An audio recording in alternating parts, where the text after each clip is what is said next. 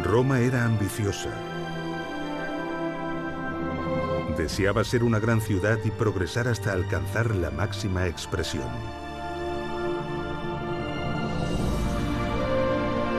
Y lo logró con tal éxito y eficacia que sirvió de modelo e inspiración para la fundación del resto de ciudades del imperio.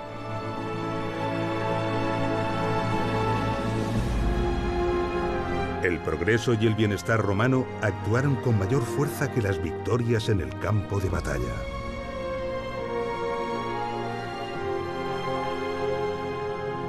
Esta fue, seguramente, el arma de romanización más poderosa que jamás existió.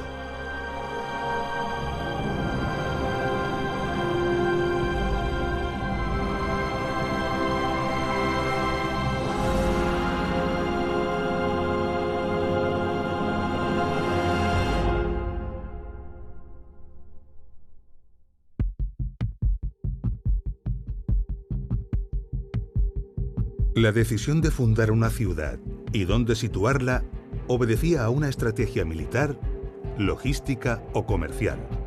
Pero el emplazamiento exacto dependía de factores y condicionantes muy variados.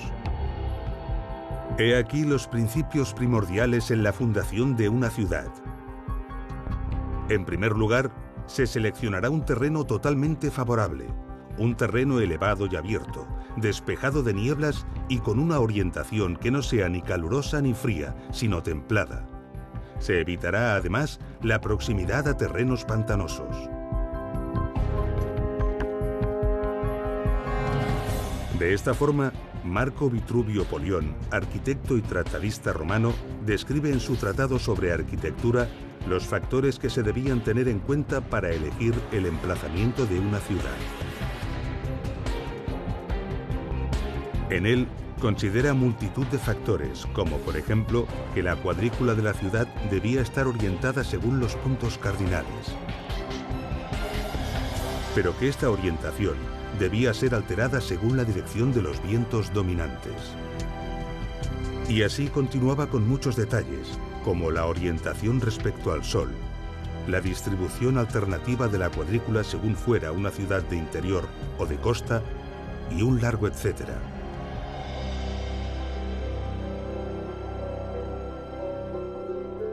Pero para los romanos había un condicionante crítico y fundamental por encima de todos los demás: el agua.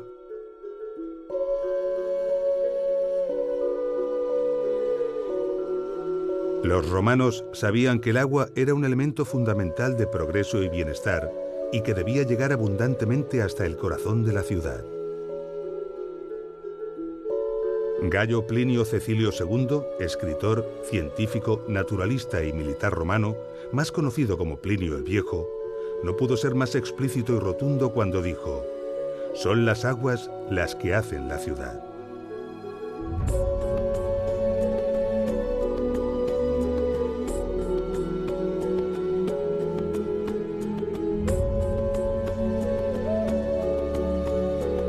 Era inconcebible que una ciudad, por pequeña que fuera, no dispusiera de agua potable y de baños públicos.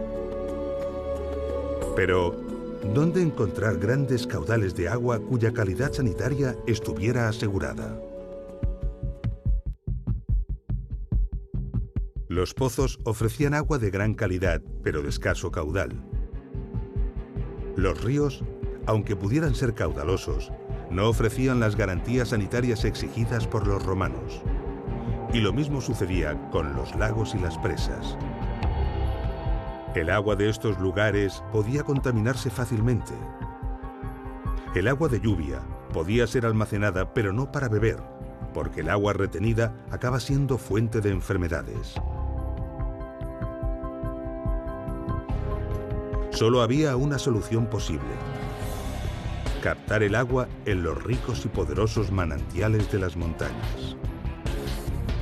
Por lo tanto, antes de fundar una ciudad y escoger su emplazamiento definitivo, era fundamental certificar la existencia de manantiales suficientemente potentes y constantes que, con independencia del clima y las estaciones, asegurasen un suministro ininterrumpido de agua de calidad a los habitantes. Y determinar si la altura y la distancia a la que se encontraban permitía canalizar el agua hasta el emplazamiento deseado para la ciudad, mediante la construcción de uno o varios acueductos. Solo una vez certificado esto, el emplazamiento de la ciudad podía confirmarse.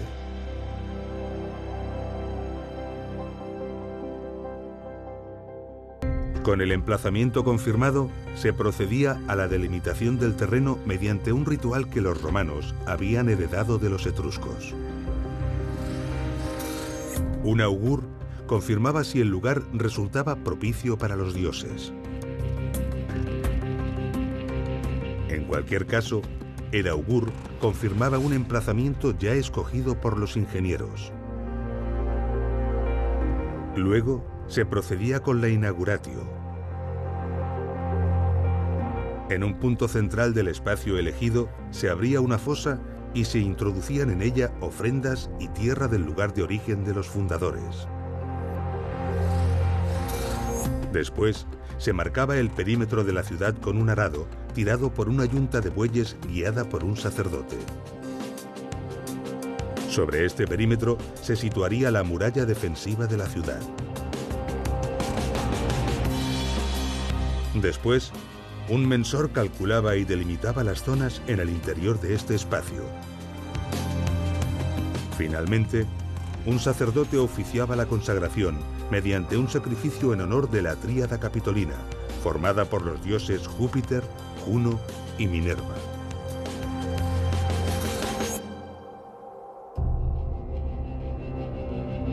La ciudad romana estaba articulada normalmente sobre dos ejes principales: el Cardo o Cardo Maximus, la calle que se orientaba más o menos de norte a sur, y el Decumanus Maximus, la calle perpendicular a esta que atravesaba la ciudad de este a oeste. El trazado del resto de las calles se realizaba en paralelo a ambas, formando manzanas.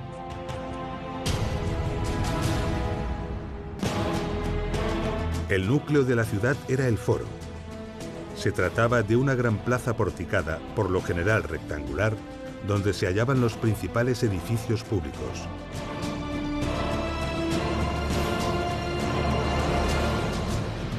La curia, o sede del senado local, las basílicas o edificios civiles donde se celebraban procesos públicos y operaciones comerciales, y los templos, especialmente los consagrados a la tríada capitolina. En las proximidades del foro se encontraban los mercados, y más allá, los edificios públicos dedicados al ocio y a los espectáculos, tales como las termas, el circo, el anfiteatro y el teatro. Este era el modelo ideal de ciudad romana, heredado del modelo hipodámico griego.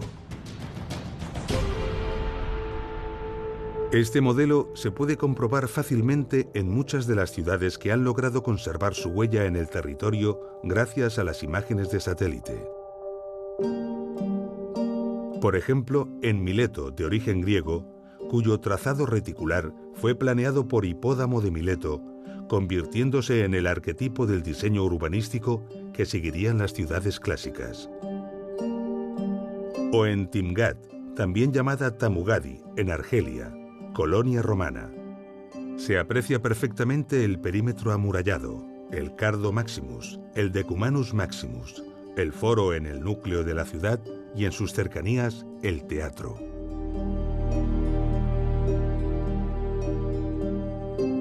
Pero el modelo ideal podía ser alterado. Podemos verlo en muchas ciudades. Por ejemplo, en Pompeya, en Italia. Esta ciudad se desarrolló sobre el terreno sin una cuadrícula claramente hipodámica.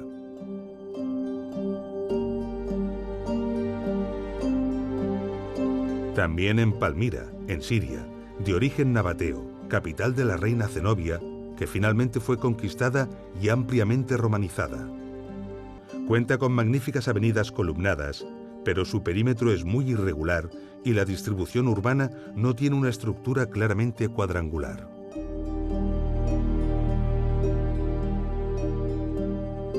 Pero en ocasiones, el modelo podía alterarse considerablemente. Cuicul, colonia romana en Argelia, es un buen ejemplo. O Cirene, colonia griega en Libia, distribuida a lo largo de una gran calle en el Castro. O Éfeso, de origen griego y muy transformada por Roma, sin avenidas perpendiculares entre sí, pero con una gran calle principal y una enorme avenida porticada hacia el puerto.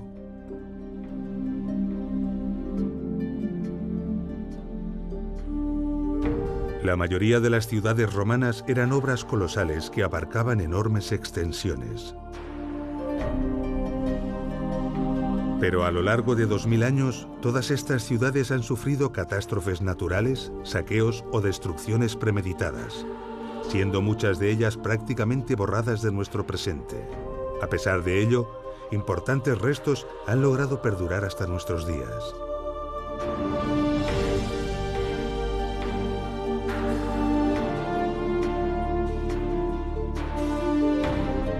Pero resultó que el emplazamiento escogido para algunas ciudades romanas fue tan idóneo y ventajoso que tras la desaparición del imperio, nuevas ciudades fueron construidas exactamente en el mismo lugar.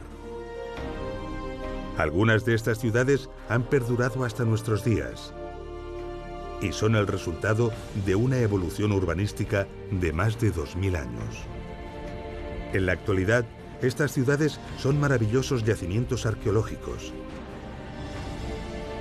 En ellas, la interpretación de los antiguos restos romanos supone un enorme y apasionante desafío.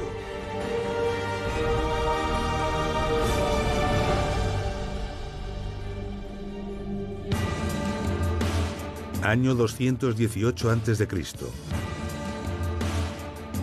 El ejército cartaginés, al mando del general Aníbal Barca, emprende una gran campaña contra Roma. Para ello, decide cruzar Iberia y el sur de la Galia. Su objetivo es atravesar los Alpes para dirigirse directamente a Roma. Para cortar la vía de suministro al ejército cartaginés, Roma decide desembarcar en la antigua Iberia. Era fundamental cortar los suministros y las comunicaciones entre Aníbal y su retaguardia para así aislarlo. Pero para ello debe encontrar un emplazamiento militar estratégico en la costa mediterránea. El general Gneo Cornelio Escipión dirige a las legiones romanas con la misión de encontrar este lugar idóneo. Y lo halla en una elevación costera desde la que se dominaba una bahía propicia para construir un puerto. Allí se levantó un campamento y luego una ciudad. Es la aparición de Tarraco, la puerta de Roma en Hispania.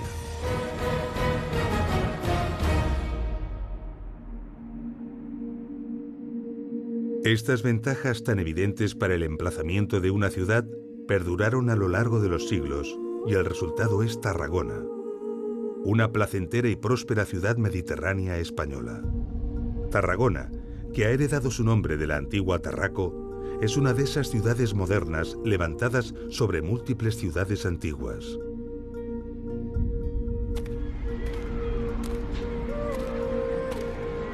Pasear por Tarragona es algo muy especial. El hecho de que Tarragona esté exactamente en el mismo emplazamiento que la antigua Tarraco hace que al caminar, la historia te salude a cada paso. En los próximos minutos asistiremos a un gran espectáculo en el que comprenderemos la grandeza y esplendor que se oculta tras cada una de estas piedras.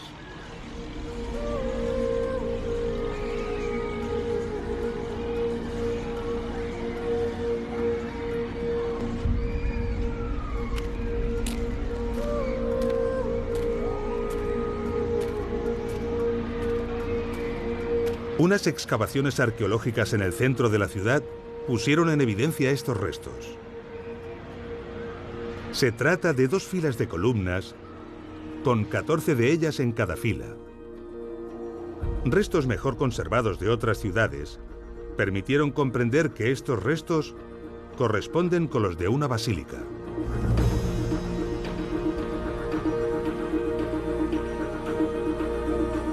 Era un gran edificio de 3 naves. La nave central estaba más elevada que las laterales, hecho que favorecía la iluminación del interior.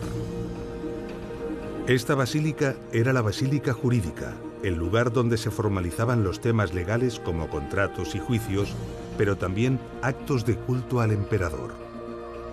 Se trataba de un edificio integrado en el corazón de la ciudad, el foro local. Este contaba también con una plaza de unos 58 por 52 metros. A su alrededor se abría un pórtico de unos 6 metros de anchura, formando así la zona comercial más importante de Tarraco. La excavación arrojó evidencias también de la proximidad de un Capitolio, el templo principal de la ciudad hace unos 2100 años, dedicado a los dioses Júpiter, Juno y Minerva. Si pudiéramos ahora contrastar lo que acabamos de conocer con la realidad, vislumbraríamos rápidamente que la Tarragona actual tendría dificultades para competir en grandeza y esplendor con la antigua Tarraco.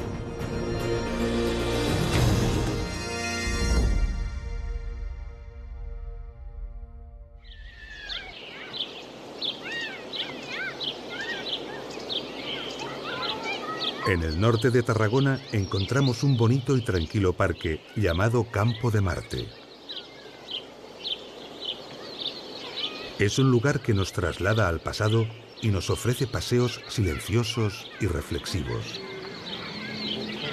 Este parque está situado al pie de las antiguas murallas romanas de Tarraco.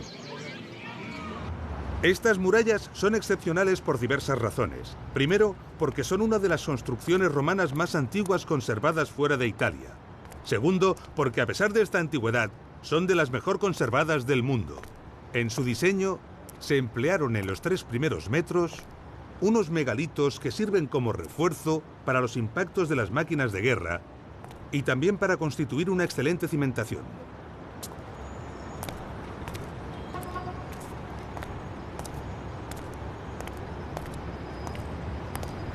Impresionan estos tremendos bloques de piedra y sobrecoge pensar cómo fueron trasladados hasta aquí y colocados en su sitio.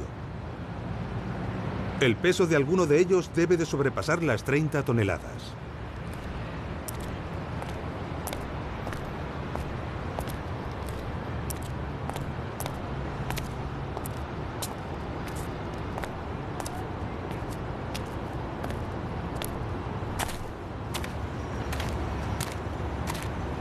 En la parte superior, el diseño contempla una obra de sillares regulares, bien ajustados, unidos en seco y sin mortero. Es el llamado opus quadratum. Muchos de estos sillares presentan marcas incisas que recuerdan obras similares alzadas en Italia.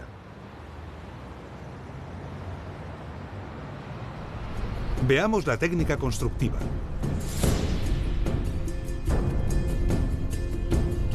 La base de la muralla tiene unos 5 metros de ancho. A ambos lados se situaban los megalitos y el interior se rellenaba con piedras gruesas y tierra. Después se situaban los sillares, bien trabajados, perfectamente ajustados y unidos en seco. Cada pocos metros se colocaban otros transversalmente, formando muros interiores.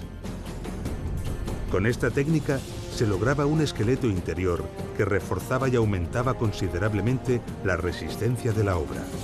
Se creaban además compartimentos independientes que no comprometían al resto de la muralla en caso de que se abriera una brecha.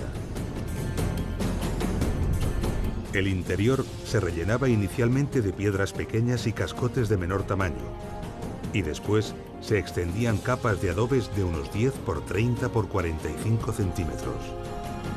La altura total de la muralla alcanzaba los 10 o 12 metros y la anchura en la parte superior unos 4 metros.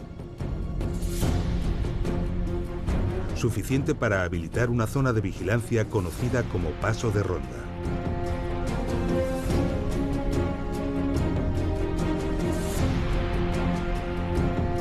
A distancias hábilmente estudiadas se levantaban torres. En ellas se situaban los soldados, a veces armados con escorpiones, cuya misión era defender la muralla. La distancia entre estas torres estaba normalmente determinada por el alcance de estas armas. En la cara interior rampas inclinadas permitían el acceso rápido y eficaz de personas y máquinas de guerra al paso de ronda.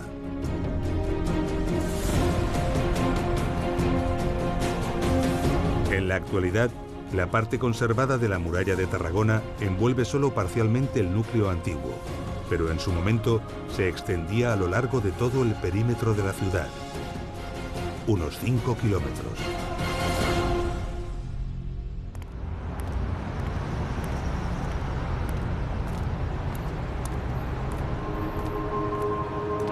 La adaptación de Tarraco a un terreno en pendiente y siendo una ciudad de costa, condicionó su distribución. Esto la sitúa claramente en el grupo de ciudades que se apartan del modelo ideal romano. También contribuyó el hecho de ser una ciudad tan importante como lo era una capital de provincia. Tarragona es una ciudad de gran hospitalidad y con un maravilloso clima mediterráneo. Parece que esto ya era así hace 2000 años, porque los textos antiguos ya hablan de que Tarraco tenía una población cordial y su clima parecía una eterna primavera. Así, la población de Tarraco era importante. Tenía un gran comercio y muchos visitantes. Y los edificios de espectáculos estaban dimensionados en consecuencia.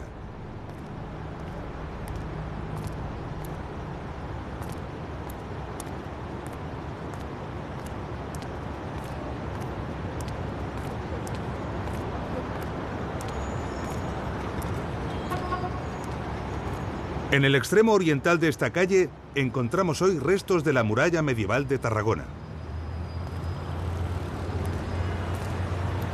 Este es un sector de la ciudad que ha estado ocupado durante mucho tiempo y hasta la época moderna por fortificaciones militares que han aprovechado los restos romanos. Por fortuna sin malograrlos gravemente. Así que, tras estos muros, tenemos una agradable sorpresa.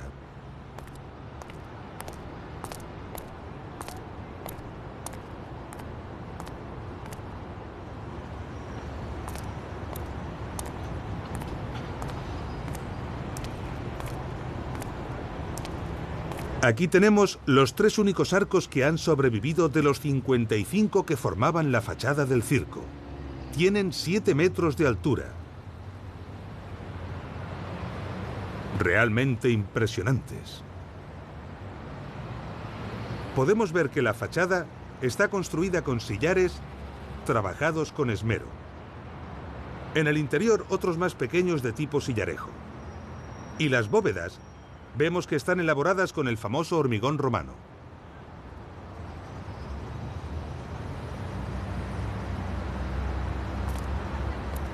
Estos arcos estaban normalmente cerrados con rejas que se abrían al público con ocasión de los espectáculos. Estos espacios abovedados servían para diferentes usos. Este en concreto tenía unas escalinatas para el acceso a las gradas superiores.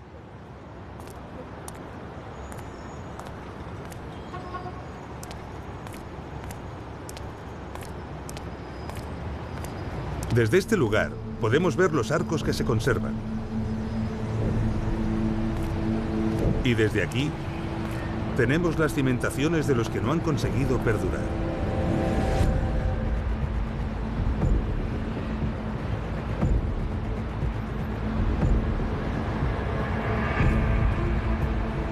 Encontraríamos algunas más de estas cimentaciones si levantásemos esta calle y muchas más debajo de esas casas.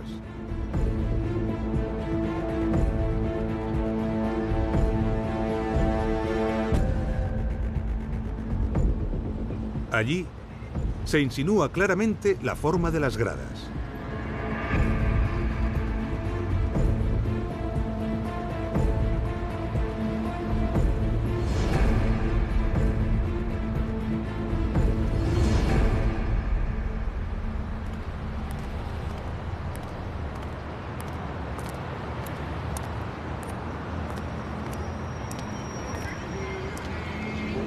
Esta es la Plaza de la Font, una turística y bonita plaza llena de terrazas.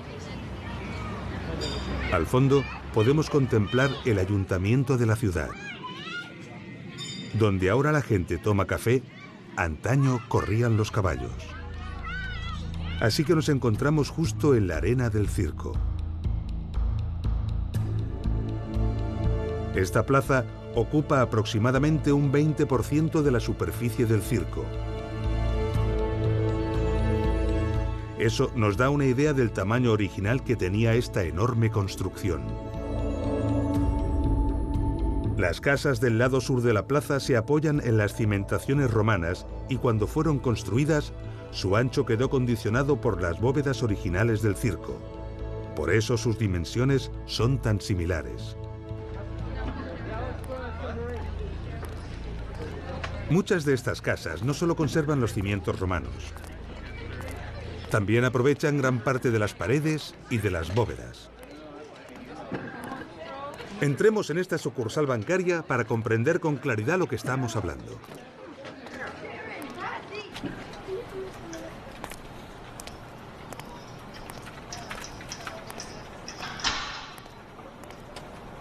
Aquí podemos ver que este local ha heredado el hueco de una bóveda, concretamente la número 28 de la fachada del circo. Con acierto y mucho gusto, esta entidad bancaria tuvo en cuenta todo esto a la hora de plantear su decoración. Y en las paredes han dibujado el perfil de las gradas, didáctico y precioso.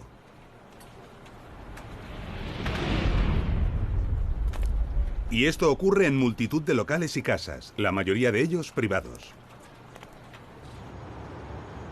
Muy cerca, en la llamada Plaza dels Sedassos, otras excavaciones han dejado al descubierto nuevos y esclarecedores restos del circo.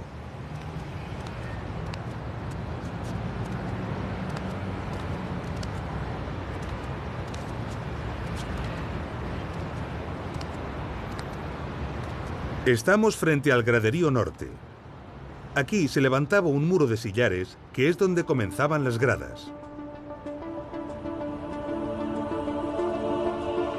Y por lo tanto, ahí abajo estaría el nivel de la arena.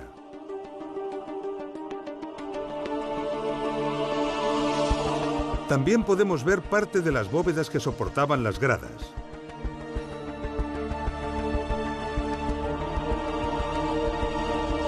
Y cómo las casas de la calle superior están construidas sobre ellas.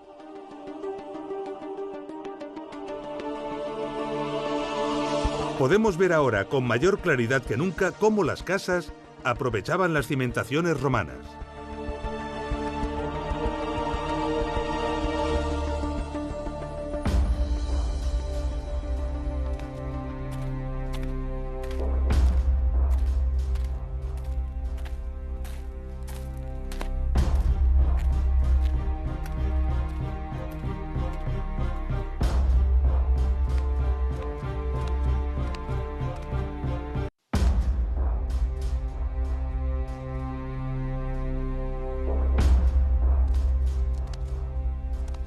Este es un pasillo que transcurre por toda la parte norte del circo, paralelo a las gradas y debajo de ellas. Antaño debió abarcar toda la longitud que el circo tenía, pero actualmente solo se conserva como un tercio del total.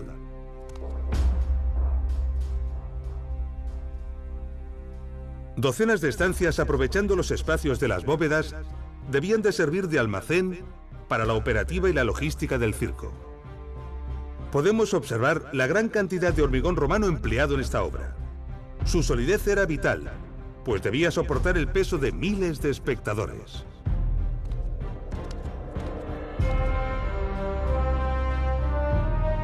El Circo de Tarraco era un edificio impresionante con una longitud de unos 310 metros y una anchura de entre 100 y 120. La arena estaba dividida por un amplio muro, euripus o espina, decorado con elementos escultóricos y arquitectónicos. Su capacidad era de unos 23.000 espectadores. En él se celebraban los ludi circenses, sobre todo las carreras de carros. Una gran torre se encontraba en cada extremo del circo. La torre del lado este, llamada actualmente Torre del Pretorio, se conserva, aunque considerablemente alterada debido a diversas reconstrucciones en el tiempo. Desde ella Las vistas de la ciudad de Tarragona son imponentes y podemos vislumbrar la grandeza que antaño tuvo que tener el circo romano de Tarraco.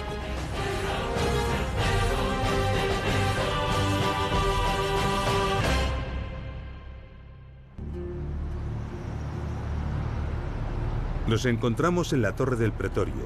Aquí, en su base, tenemos pistas importantes de cómo continuaba la ciudad en la parte superior del circo. Sobre este muro original romano, tenemos una decoración con pilastras.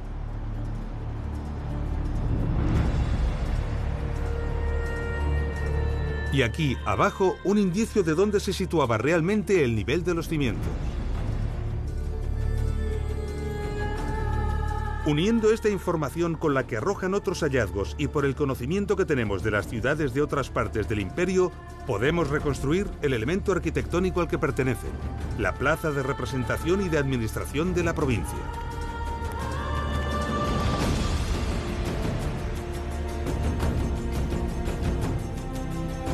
Se trataba de una plaza increíblemente grande. Quizás la segunda más grande de todo el Imperio Romano.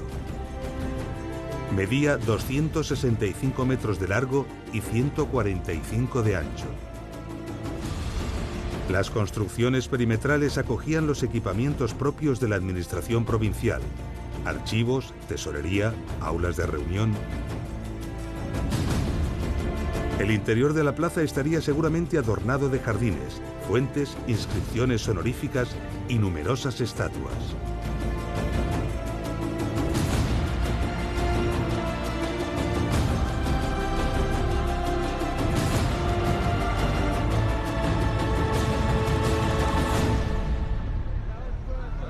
Una escalera monumental se situaba en el lado noreste.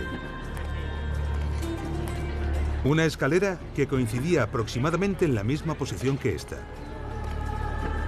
Hoy en día, estas escaleras dan acceso a esta plaza, donde se encuentra la Catedral de Tarragona. En época de Tarraco, aquí estaba el recinto de culto imperial.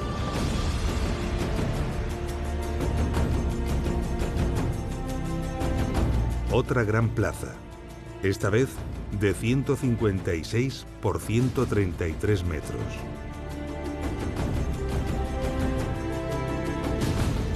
En el centro, coincidiendo aproximadamente con la posición actual de la catedral, se encontraba el templo dedicado al culto del emperador, levantado en honor a Augusto. Ahora podemos tener una imagen bastante precisa de cómo debió de ser la parte alta de Tarraco, lo que constituía la sede monumental del concilio provincial, el área de mayor prestigio de la ciudad. Toda esta área, de más de 18 hectáreas, está ocupada actualmente por el casco antiguo de Tarragona.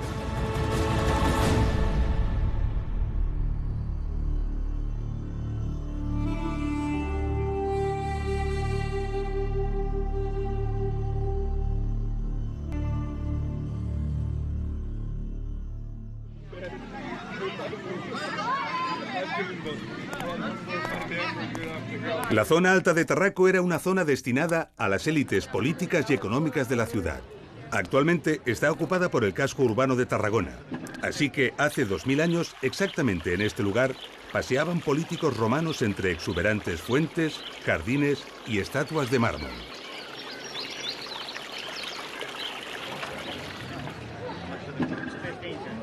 Es imposible no pensar acerca del destino de las enormes y lujosas estructuras que aquí se encontraban. En muchas casas, la mayoría de ellas de poco más de un siglo de antigüedad, encontramos pistas que pueden dar respuesta a estas preguntas. Antiguos pedestales de estatuas con su inscripción original en latín que han sido empleados como material vulgar de construcción. La parte alta de Tarraco sirvió como aprovisionamiento de materiales para otras construcciones, algo que ha ocurrido durante más de 1500 años hasta hace muy poco.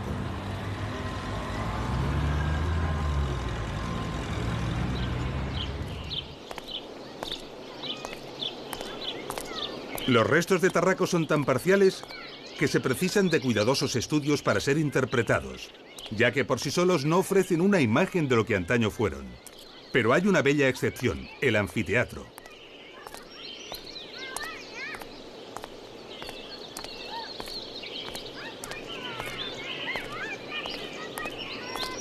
El anfiteatro de Tarragona se ha conservado lo suficiente para darnos una imagen bastante aproximada del edificio que fue. A ello han contribuido diversas restauraciones.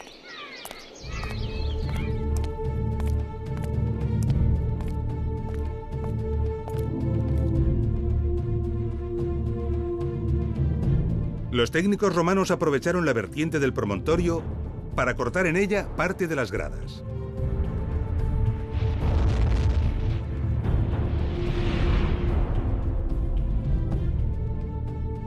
En las zonas donde el terreno no lo permitió, las gradas se levantaron sobre bóvedas. La obra que destaca en la arena son los restos de una basílica del siglo VI y de un templo románico del siglo XII. Tanto la basílica como el templo se levantaron con bloques de piedra del propio anfiteatro. Por lo tanto, estos restos no pertenecen a la obra original.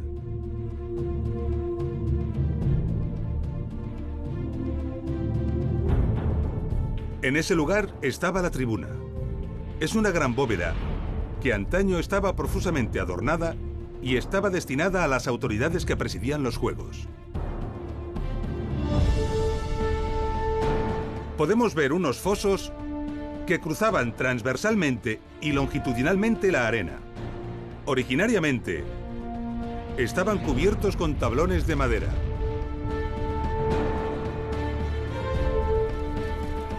En ellos se encontraban espacios de descanso y de culto donde los gladiadores invocaban a la diosa protectora Némesis.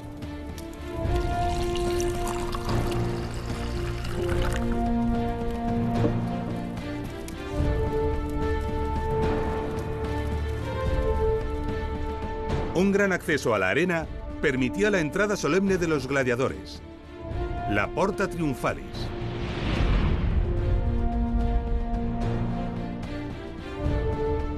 Otro, la salida de los vencidos en combate, la Porta Libitinaria.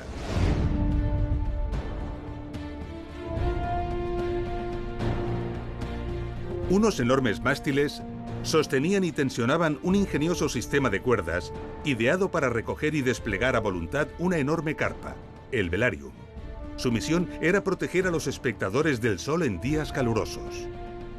Este anfiteatro tenía una capacidad aproximada de 12.000 espectadores.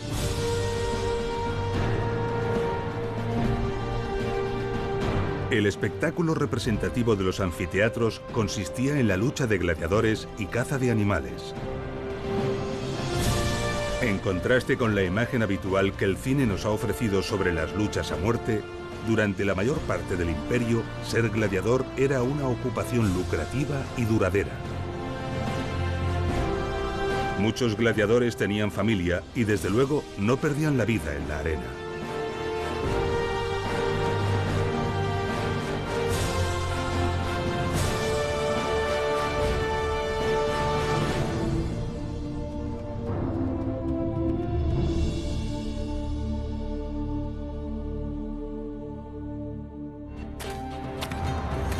Los vestigios encontrados del anfiteatro y del circo romano de Tarraco han sido importantes, arrojando mucha luz de cómo fueron estos edificios originariamente.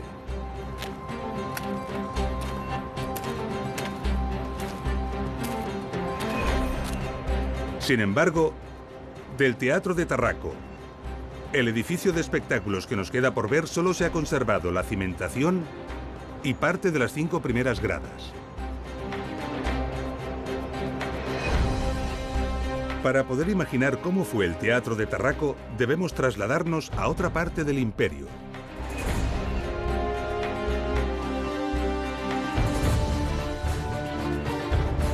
A una ciudad similar a Tarraco, en la que su teatro romano haya conseguido perdurar en mejores condiciones.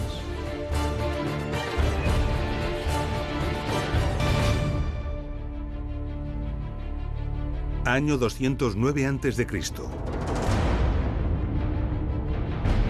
Roma, de la mano del general Escipión, ha conseguido cortar las provisiones a Aníbal, pero solo controla la costa nororiental.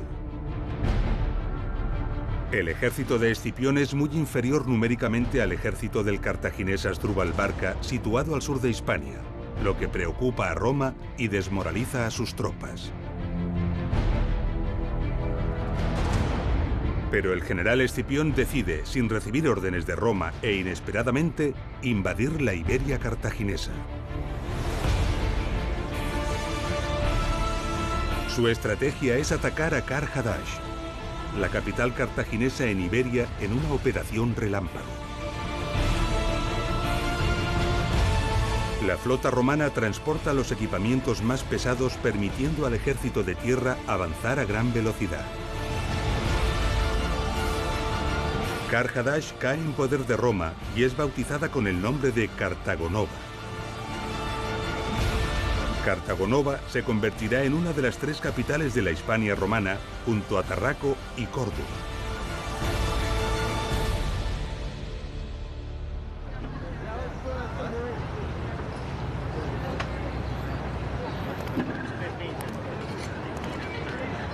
Al igual que sucedió con Tarraco, el emplazamiento de Cartagonova era tan ventajoso que a lo largo de los siglos se ha mantenido una ciudad en el mismo lugar.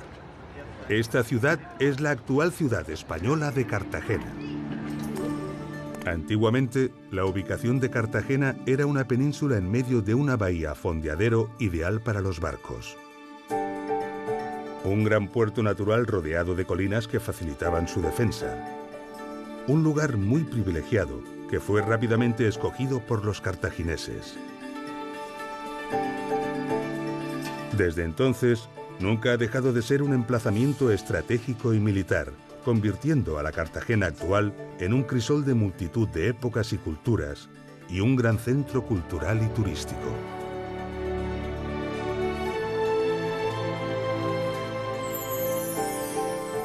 El monumento antiguo más impresionante que la ciudad conserva de todos sus siglos de historia es el Teatro Romano de Cartagonova. Sus restos han sido magistralmente integrados en el tejido urbano de la actual Cartagena, ofreciendo a la ciudad un magnífico espacio museístico. El museo está concebido brillantemente, ofreciendo como última sala de visita el propio teatro.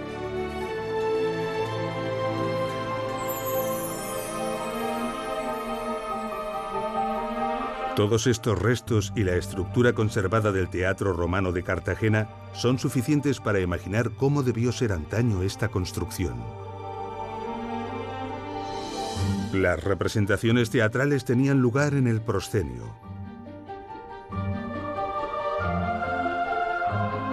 A sus pies se encontraba la orquestra, un semicírculo destinado a las autoridades y la orquesta.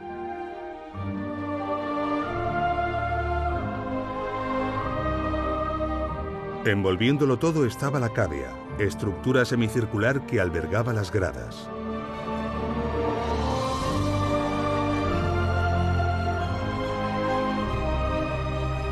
Cerrando el recinto había un espectacular frente escénico compuesto de un doble orden de columnas de mármol de más de 16 metros de altura.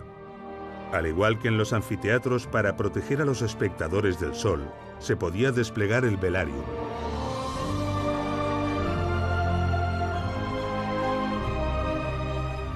Tras el frente escénico había un gran espacio ajardinado. Según Vitruvio, en este lugar se refugiaban los espectadores en caso de lluvias imprevistas y los actores realizaban preparativos. Los teatros romanos eran edificios emblemáticos en los que se representaban obras clásicas y romanas. Su destino principal era, como el de los demás edificios de espectáculos, el ocio ciudadano. En el Teatro Romano de Cartagonova cabían 6.000 espectadores que se situaban en la cavea en un orden establecido según su rango social.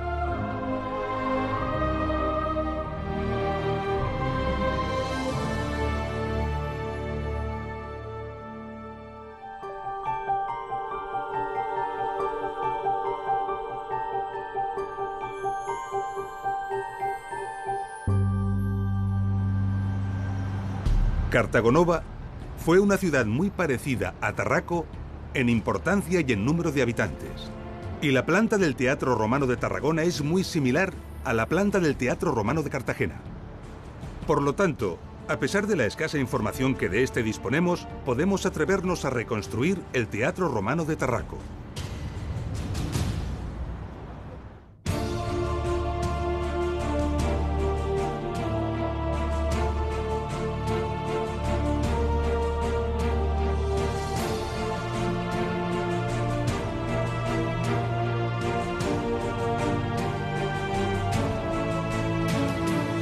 Con la incorporación del teatro, nuestro modelo de la antigua Tarraco se completa sustancialmente, solo faltando el puerto y la ciudad residencial para ser completado. Pero conocer la ciudad residencial de Tarraco es extremadamente difícil, ya que el espacio que ocupaba en tiempos de Tarraco está actualmente ocupado por la parte moderna de Tarragona.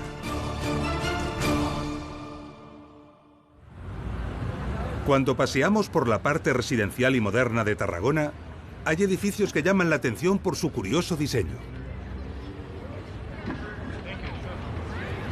Aquel edificio, por ejemplo, tiene el parking destinado a los coches elevado y no subterráneo, como es lo habitual.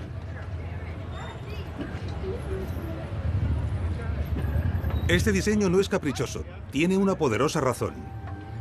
Aquí, bajo el edificio, se encuentran restos de la parte residencial de Tarraco. Restos que aparecieron en las excavaciones realizadas para construir estos edificios y que el ayuntamiento de la ciudad obligó a preservar para su futuro estudio. Son solo cimentaciones, pero todas juntas nos ofrecen una imagen clara. Una imagen de cómo se estructuraba la parte residencial de Tarraco. Calles con aceras, formando manzanas ordenadas a su vez sobre una retícula ortogonal. Ahora podemos ver con claridad cómo se estructuraba la ciudad.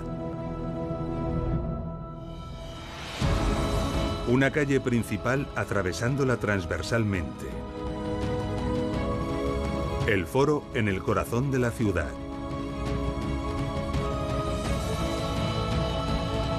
En la parte alta, la zona administrativa, el circo y fuera de las murallas, el anfiteatro. Coronándolo todo, el recinto de culto. Y en el sur, con toda seguridad, el puerto. Un puerto hipotético basado en el conocimiento adquirido de otras ciudades, ya que hasta la fecha no se han encontrado vestigios que nos indiquen cómo fue realmente el antiguo puerto de Tarraco.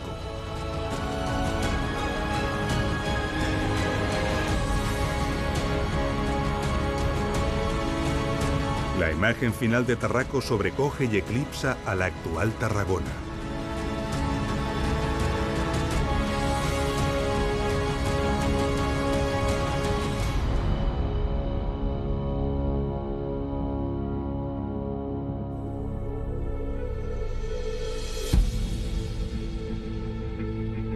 Estamos al final de nuestro episodio. En este documental hemos comprendido la importancia que tuvieron las ciudades romanas para el éxito del imperio.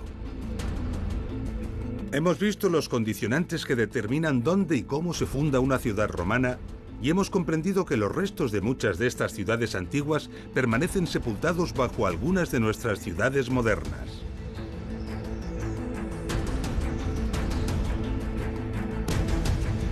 Hemos asistido al espectáculo de interpretar los restos antiguos de una ciudad romana y enfrentarlos a una ciudad moderna. De esta forma hemos reconstruido el Gran Teatro Romano de Cartagonova.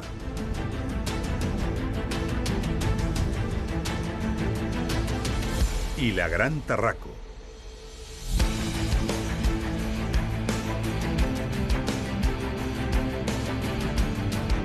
Tarraco era una gran ciudad, pero empequeñece comparada con las ciudades más grandes del imperio. En nuestro próximo episodio viajaremos a algunas de estas ciudades para conocer y comprender muchas de las cosas que nos quedan por ver. Los baños públicos, las casas romanas, los sistemas de alcantarillado, la estructuración del territorio, las villas romanas y, cómo no, la grandiosa Roma. Nos vemos en la segunda parte de Ingeniería Romana Ciudades.